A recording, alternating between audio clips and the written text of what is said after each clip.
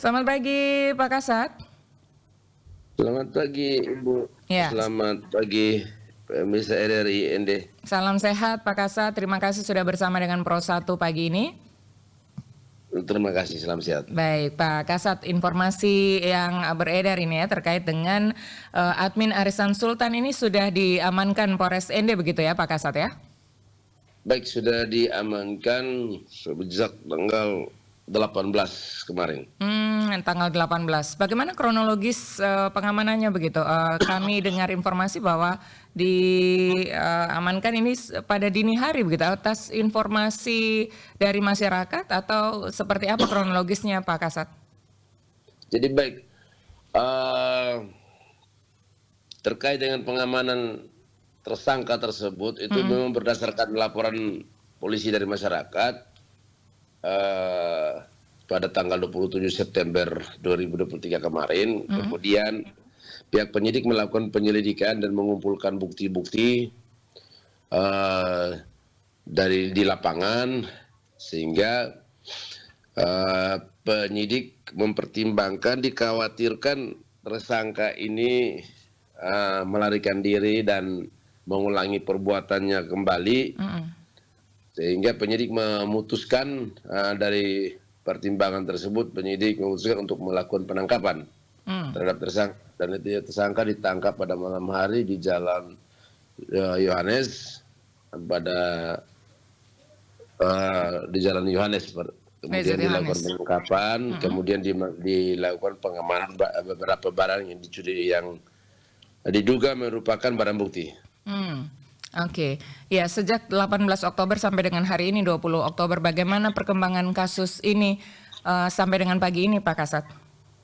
Terkait dengan perkembangan kasus, tersangka sudah ditetapkan sebagai tersangka, kemudian tersangka juga sudah dilakukan penahanan selama 20 hari ke depan, terhitung tanggal 19 sampai di 20 hari ke depan untuk menjalani proses penyidikan lebih lanjut. Oke.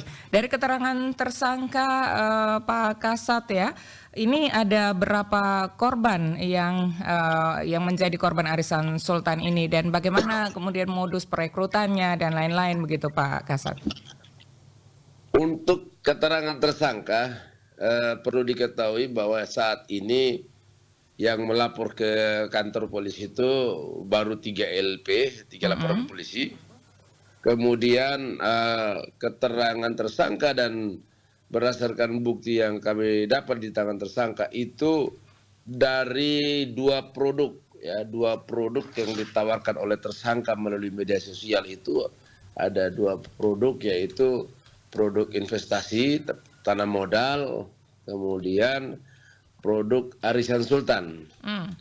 Jadi untuk produk investasi tanah modal itu tersangka menawarkan kepada korban bahwa ketika korban menaruh dana ke rekening tersangka, maka dia akan dihitung bunga 1% per hari dan dibayarkan pada hari ke-30, berarti 30% berarti. Ya. Namun keterangan tersangka belum bisa menjelaskan secara terperinci dari mana tersangka mendapatkan 30% dari setiap modal yang ditanamkan oleh korban. Sehingga pada hari ke-30 itu tersangka belum bisa membayar bunga 30% dari korban, sehingga korban merasa bahwa ini merupakan penipuan, sehingga korban mau meminta kembali modal, namun juga modal itu tidak bisa dikembalikan oleh tersangka. Perlu diketahui bahwa ketika kita mengamankan tersangka itu dapat kita amankan barang bukti berupa handphone. Dari penanaman modal investasi ini ada 52 orang di Kabupaten ND ini yang mengikuti. 52 orang. Dari 52 orang ini omset yang berputar di rekening tersangka itu berkisar 3 miliar lebih. Oh, jadi dari 52 orang ini baru 3 LP saja yang masuk ke Polres begitu Pak Kasat? Baru 3, ya betul, baru 3 LP. Tidak tertutup kemungkinan ada LP-LP lain tuh, karena memang Posisinya saat ini tersangka itu dana di rekening yang disimpan oleh tersangka itu minus. Aduh. Jadi penyidik sudah siap dikala nanti masyarakat yang dari 50 orang ingin melapor. Kami sangat berterima kasih kalau memang harus dia akan melapor dan akan diperiksa sebagai saksi. Oke, iya. Jadi sehingga nanti bisa ditelusuri begitu ya, kemana Ya, aliran dana ini dan lain-lain untuk mempermudah memecahkan kasus ini begitu Pak Kasat ya? betul.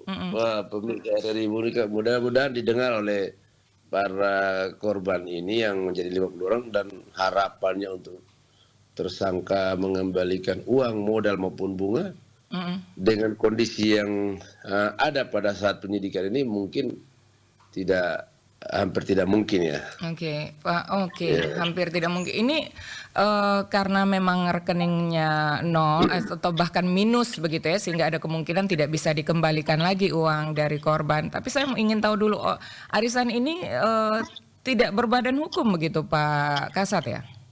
Ya benar, kenapa kita bilang investasi bodong, kemudian ini sudah bisa dikategorikan ke penipuan, salah satunya demikian arisan maupun investasi ini tidak berbadan hukum. Dan perlu diketahui bahwa tersangka ini bekerja sendiri dengan jumlah peserta dari 52 orang, bahkan semakin berkembang. Ini tersangka bekerja sendiri dan tanpa alat kantor, tanpa administrasi yang baik. Ya, tersangkanya bermodalkan chatting WA sama ingatannya tersangka aja. Iya, karena ini berbadan hukum juga, apakah ini akan menjadi kendala juga ketika korban nanti ingin mengklaim uang-uang mereka begitu, Komdan? Ya, betul.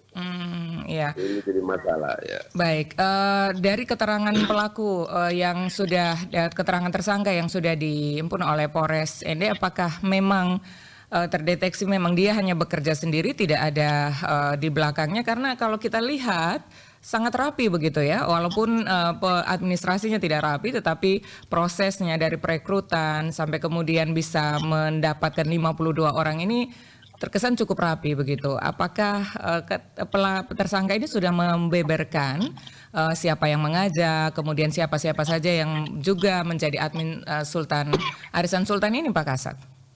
Sebenarnya bukan sangat rapi, tapi yang luar biasanya adalah penawarannya dan tersangka di media sosial. Ya, sehingga banyak sekali masyarakat seperti penampilan penawaran sering dirubah-rubah oleh tersangka, termasuk dengan pola hidup tersangka seperti hedon dan segala macam, membuat korban. Ya, meyakinkan kepada korban bahwa ini sepertinya demikian. Padahal kalau kita lihat dari administrasi itu sangat tidak rapi. Bahkan tidak dikategorikan sebagai bisnis ya, karena dari pembukuan kemudian tersangka tidak mempunyai tempat tinggal yang tetap, tempat tinggal selalu berpindah-pindah ya.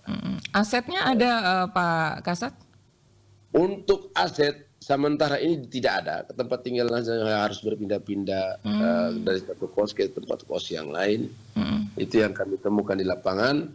Kemudian dari laporan ini kami juga akan melakukan tracing aset.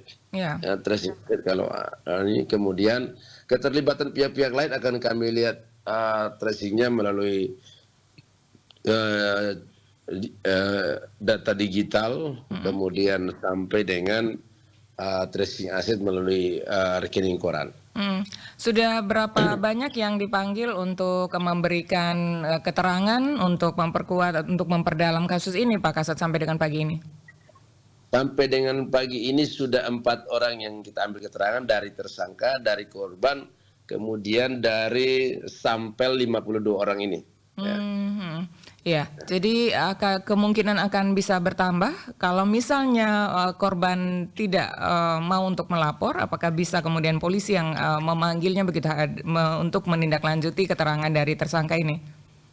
Jadi untuk mendukung bukti-bukti atau perbuatan dari tersangka, dari bukti yang ada seperti bukti chatting, bukti admin arisan dan segala macam, itu kami akan mengambil keterangan, memanggil beberapa keterangan saksi untuk digunakan sebagai bukti petunjuk dari data peserta ini, peserta arisan sultan maupun peserta investasi akan kami panggil. Secara hukum akan kami panggil untuk kami ambil keterangan. Mungkin kalau bila perlu untuk semuanya atau kami panggil sebagai sampel. Oke, untuk memperkuat bukti dan juga untuk memperdalam ini. Jadi ada beberapa pertanyaan yang masuk ke RRI, untuk kami titipkan pertanyaan ini ke Pak Yance. Ada seberapa besar kemungkinan uang mereka kembali, karena mereka belum mengetahui apakah polisi sudah menemukan aset atau tracing dana dan lain-lain. Untuk sampai dengan keadaan pagi ini Pak Kasat, seberapa besar sih harapan korban uang mereka bisa kembali begitu Pak Kasat? Yang bisa sebenarnya kita akan memulai dari korban itu tidak bisa mengatakan bahwa ini uang dia, uang dia, ini uang saya, uang ini. Seperti tadi saya sudah bilang di depan bahwa kami perlu bukti-bukti pendukung, karena begini, korban tidak bisa bahwa ini kalau misalnya ada uang, ini uang saya tapi tidak melapor. Ya, jadi ketika sudah kami bisa temukan, terus kita tidak bisa mengatakan ini uang siapa, karena tidak melapor. Oke. Baik. Ya, jadi untuk peluang uang kembali ya pasti kita melihat, kita berfokus pada yang melapor. Ya. Nah, karena yang melapor ini sudah menyerahkan bukti pendukung seperti bukti transfer, bukti percakapan. Nah, itu akan dia serahkan. Nah, itu dia sudah kita tahu bahwa yang punya uang ini adalah yang melapor ke kantor polisi. Kalau misalnya nanti ada dana yang bisa dikembalikan, prioritasnya kepada yang sudah melapor begitu Pak Kasat ya? Ya karena bentuk kerugian. Ya, kita bisa buktikan sebagai bentuk kerugian. Oke. Jadi kalau informasi yang beredar di masyarakat, jangan melapor karena nanti uang kita tidak kembali, itu salah begitu Pak Kasat ya? Sangat salah. Oke, jadi karena bagaimana bisa tersangka mengembalikan lagi dalam posisi saat ini. Oke, jadi untuk para korban yang belum melapor, apa himbauan Anda dan juga kepada masyarakat Kabupaten Ende pada umumnya? Silakan disampaikan himbauannya terkait dengan arisan online atau investasi bodong semacam ini, Pak Kasat. Jadi baik, untuk himbauan kami dari pihak ini, kami sudah membuka posko pelaporan karena kami lihat ini jumlah peluang potensi laporannya banyak. Ini akan kami kelompokkan berdasarkan bukti-bukti yang ada. Kemudian melapornya dengan membawa bukti transfer sehingga kami bisa membuktikan modus operandi dari tersangka atau memperkuat modus operandi dari tersangka melakukan penipuan di sini. Terkait dengan pengembalian uang dan segala macam, tersangka sudah pasti kami akan berupaya semaksimal mungkin untuk sampai pada persidangan. Karena ketika sampai di persidangan, di situ nanti hakimlah yang akan memutuskan apabila ada aset-aset yang bisa di-tracing oleh penyidik, kemudian hakim akan memutuskan ke pengembalian dan segala macam itu berdasarkan putusan pengadilan. Oke. Iya. Ya. Jadi harapan kami supaya jangan terjadi pendobelan laporan dan segala macam. Dalam masa penyidikan inilah para korban ini bisa membantu penyidik, karena begini, semakin banyak laporan polisi yang bisa kami buktikan, nanti akan kami terapkan tindak pidana pencucian uang. Tindak pidana pencucian uang ini setelah pidana pokoknya bisa kami buktikan secara kuat. Nanti di dalam pencucian uang ini kami akan mudah untuk melakukan prosedur tracing aset sampai dengan sistem follow the money. Baik. Jadi masyarakat diimbau untuk melapor. Kemudian alat bukti yang kuat menurut kepolisian itu seperti apa? Apakah kalau hanya kwitansi bermaterai saja cukup menjadi alat bukti? Ya, alat bukti surat itu kwitansi, ada tanda tangan, kemudian bukti transfer dari rekening korban ke rekening tersangka itu sangat kuat dan sangat kami butuhkan. Oke, jadi dibawa saja alat bukti yang terkait dengan transaksi arisan sultan ini ya, kalau nanti akan melapor. Arisan sultan maupun investasi modal ini bisa dibawa, kemudian dilampirkan dari dari laporan itu, sehingga kita lihat di sini bahwa korban ini mengalami kerugian berapa rupiah. Di situ kita tentukan, dan itu kita cantumkan dalam berkas perkara yang akan masuk ke pengadilan.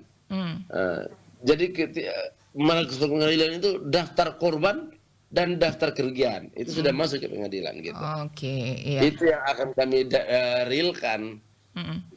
Oke, jadi karena sementara ini masih tiga. Ya, masih 3 laporan yang sudah bisa kami data dan kami realkan dalam kerugian dalam berkas perkara. Jadi kalau pandangan masyarakat kalau lapor uangnya hilang, nah itu sangat salah. Ya, kalau misalnya ada yang takut juga jangan takut ya, karena laporan Anda sangat membantu kerja kepolisian begitu. Benar, sangat membantu. Oke. Karena kita lihat dari korban-korban ini pada umumnya sangat tergiur, sangat ini, sehingga pada kesempatan ini kami juga menghimbau bahwa investasi yang install seperti ini sebaiknya kita lihat dari badan hukum, karena ada pengawasan dari badan hukum. Karena ini bukan baru pertama kali terjadi kasus seperti ini, sudah ada yang tingkat nasionalnya juga sudah ada banyak kerugian yang dialami seperti investasi bodong lainnya.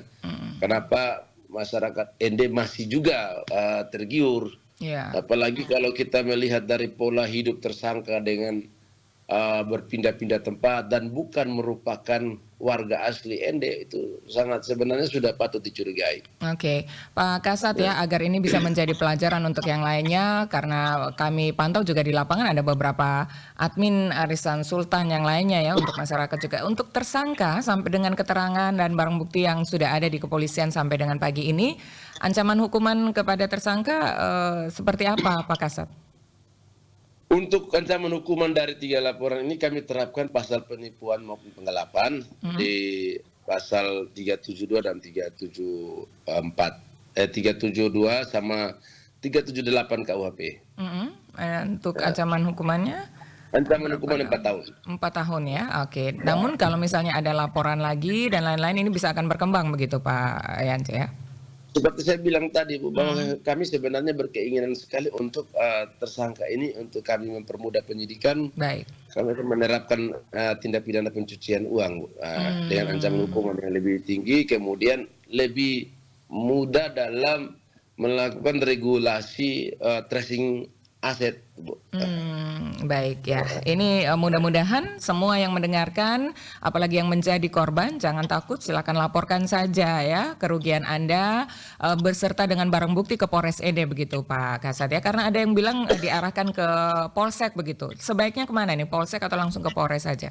Polsek bisa, Polres bisa, sama aja pelayanan Polsek dan Polres. Namun laporan polisi ini ketika ada di Polsek, ada di Polres, akan kami rangkumkan. Semua akan kami rangkumkan untuk dijadikan satu laporan ini. Baik. Seperti yang ada di Polsek Kota sudah melapor, ini juga akan kami putuskan untuk digabungkan menjadi satu di Polres. Karena untuk melapor kasus yang sama begitu ya, nanti akan digabungkan. Ya, betul sekali. Oke, baik. Pak Kasat, terima kasih untuk banyak informasinya pagi ini. Mudah-mudahan bermanfaat untuk masyarakat ya. Dan masyarakat silakan datang saja. Kalau misalnya ada pelapor yang ingin dirahasiakan, ini bisa ya Pak Kasat ya? Identitas. Bisa sekali. Okay. Karena memang sebenarnya tidak sebagai pelapor kami tidak ada manfaatnya kita untuk menyiarkan identitas dari pelapor. Ya, fokus pada yang terlapor begitu ya? Ya, fokus pada terlapor. Terima kasih Pak Kasat sekali lagi untuk waktunya bersama Pro 1 RRI ND. Selamat melanjutkan aktivitasnya. Update informasinya kami mohon juga bisa diupdate melalui Pro 1 ya, untuk diketahui masyarakat pendengar RRI. Terima kasih Pak Kasat. Siap. RRI terbaik. Baik, terima kasih. Selamat pagi. Pendengar, itu Yance Kadiaman baru saja bersama dengan Pro 1 RRI ND untuk menyampaikan perkembangan kasus admin Arisan Sultan yang sudah diamankan oleh pihak kepolisian Resort ND. Tadi ada pesan dari Pak Kasat, Anda silahkan sampaikan saja laporan Anda, kerugian Anda beserta dengan barang bukti, laporkan ke kantor polisi ke Polres ND, dan nanti kalau Anda ingin identitas Anda dirahasiakan, tadi dijamin juga oleh Pak Kasat Reskrim ya, kalau misalnya ingin dirahasiakan nanti akan dirahasiakan karena tidak ada gunanya juga kalau kepolisian mempublish siapa pelapornya karena mereka fokus pada yang terlapor. Untuk perkembangan kasus ini, Anda yang di luar yang merasa menjadi korban, karena tadi laporan baru 3 yang masuk sedangkan korban terdata itu ada 52 orang korban. Anda dihimbau untuk silahkan sampaikan saja pengaduan Anda ke kantor polisi, boleh di Polsek, boleh di Polres, nanti akan dirangkum kasusnya untuk diproses. Terima kasih Anda masih bersama dengan Pro 1 RRI ND. Untuk informasi ini selengkapnya Anda bisa akses lagi di YouTube channel RRI ND. Setelah ini kita akan bergabung dulu bersama Pro 3 RRI, dan setelah itu kami akan mewawancarai manajer tim Prapon NTT Iwan Angsar karena ada kabar gembira lainnya. Tim sepak bola NTT ini lolos di PON 2024. Bagaimana informasi selanjutnya? Nanti akan kami hadirkan di Florata pagi ini.